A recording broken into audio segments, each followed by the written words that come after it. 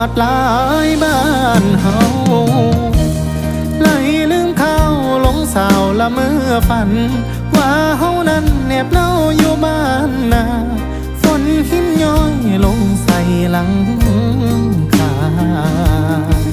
ยินเสียงฟ้าห้องหำถามใจหมอลืมไหลคันแท้กิวเคยยาง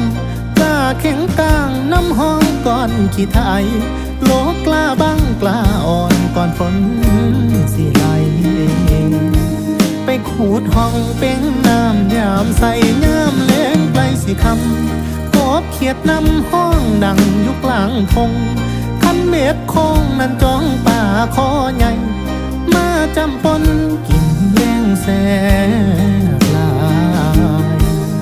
คือพ่อยังอ่อนซ่อนในใจยามฝนหำหวยอยากขึ้น